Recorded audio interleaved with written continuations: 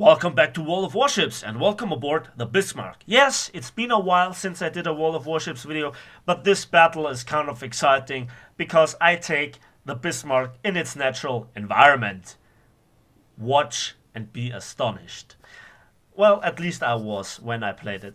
Okay, it's been a while since I did a video on not just World of Warships but also the Bismarck, and I think that the Bismarck is my overall favorite battleship in World of Warships for numerous reasons. It does have the name. Okay, that's personal preference because I really am into history. Somebody just found the messages. Here it comes.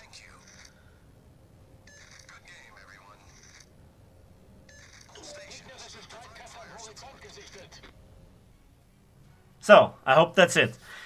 Now, the Bismarck has an astonishing story, and whenever you see a documentary on, the German warships, the Bismarck is always there. If you see a documentary on the Bismarck or, read a book about it, it tells you a lot, but it never tells you the entire story.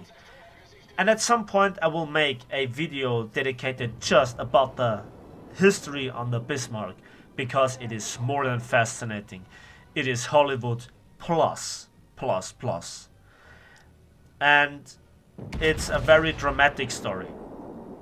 Now here in World of Warships, how does the Bismarck play? I mean, it's just an arrangement of pixels, right? Yeah, but video games, they always try to give a certain feeling to ships.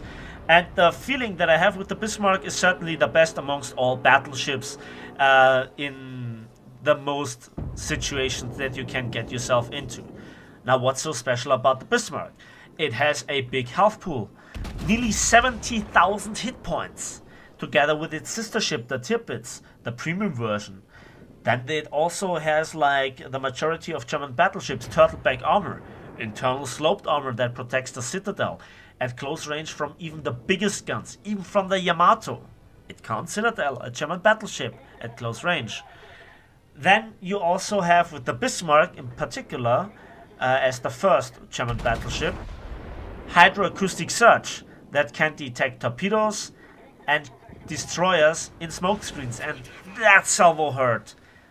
Nearly 24,000 damage with 2 citadels and 1 overpenetration.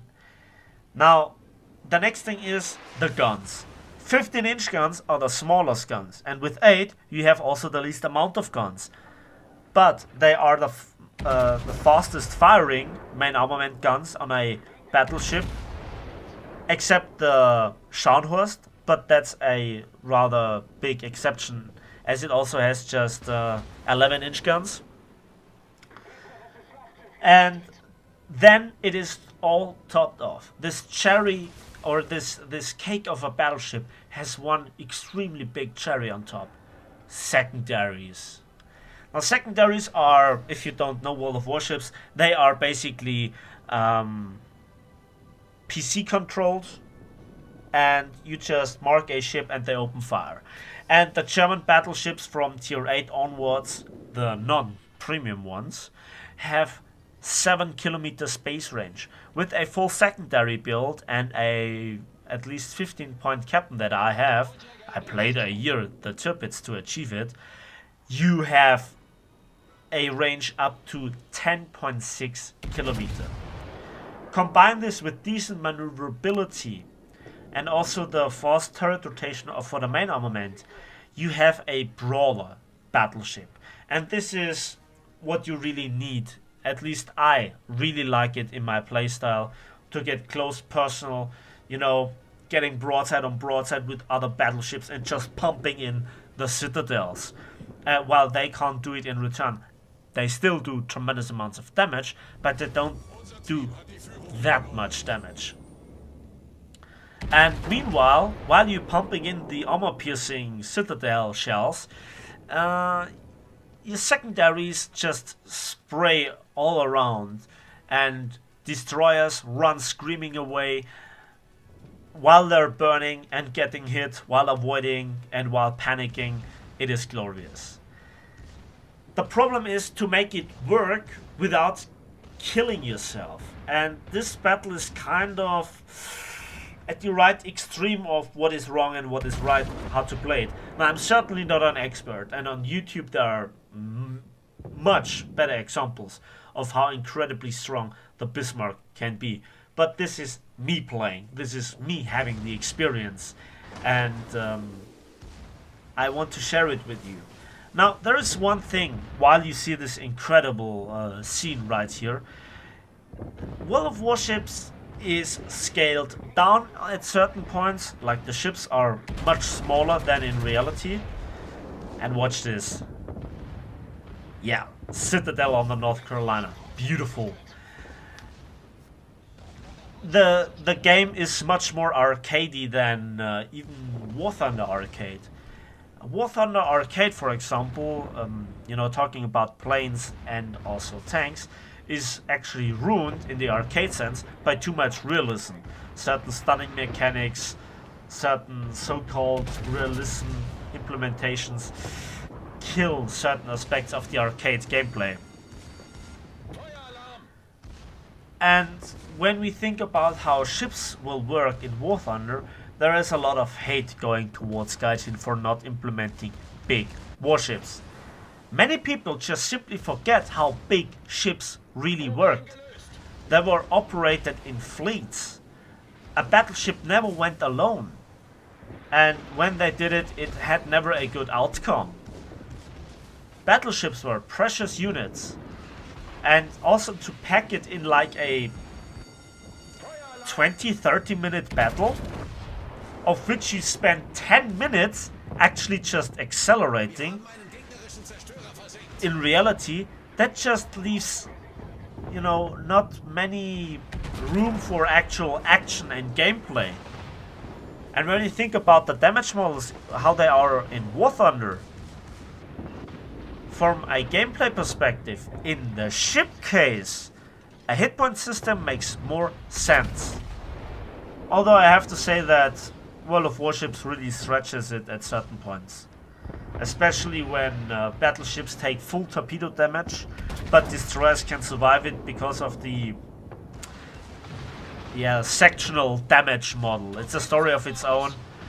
I think it's kind of stupid at certain points, but the warship engagements, they make up for it. I'm not sure if you noticed it.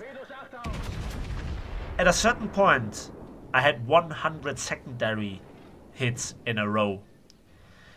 And this North Carolina really screwed up, and there is a full health Tirpitz. And I'm nearly dead. And I'm about to repair right now. I'm not sure if he hit me, but I know that the Tirpitz will launch torpedoes. And it's understandable. This is literally the selling point of the Tirpitz. The only battleship so far with torpedoes. And I'm also into his secondary range, but it's a rather restricted secondary range. The Tirpitz has 4.5 kilometer base range. With a full secondary range, you can get it up to 6.8 kilometers. The Bismarck, on the other hand, has 7 kilometer base range. And with a full secondary build, you can get it up to 10.6 kilometers, including the flag. And that is terrifying. Because when a destroyer gets spotted inside that 10 kilometers, the Bismarcks just will mark him and he will get shredded by literally a hail of fire. And this is really amazing.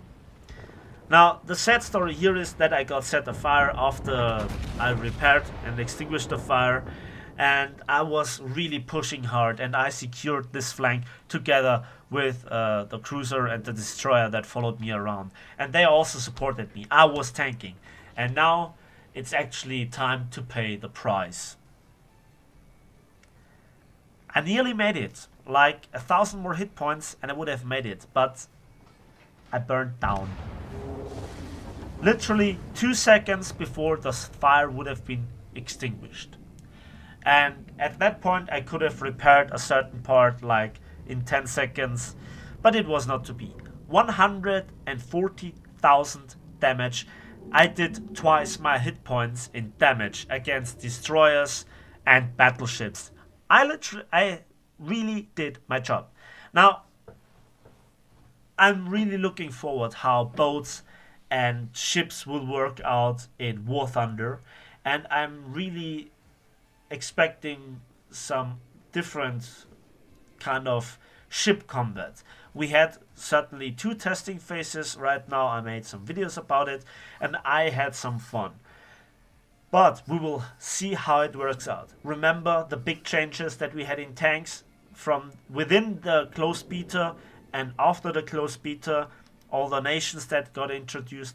The same goes for planes. All the changes. And now I expect a really fast-paced combat with those rather smaller so-called fishing vessels. But if you get sunk by another fishing vessel, I think it's quite humiliating, isn't it? So, yeah. And the message for this is, if you want big battleships, if you want, a more arcadey gameplay, just play simply World of Warships. It's free to play. You can also, spend a lot of money on it. But at the end of the day, you can do it. And I think that's it for this video. I will let it run to the end. And this was quite a refreshing battle, as my team was this time the team that was winning. You just don't have frustrating teams in War Thunder. And also players that really don't play their ships to all their strengths. You also have it in World of Warships. Now, I like that different games offer different opportunities. And maybe someday, maybe we will see battleships even in War Thunder.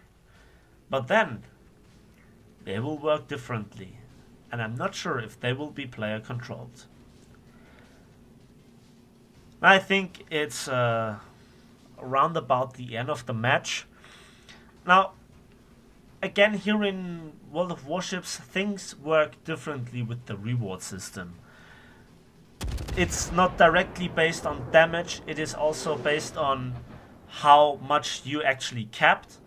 It is also based on how much ships you sank. Like, if you just sink a ship with 1 hit point, it counts as also having dealt 20% of its total damage, and it's a really strange system.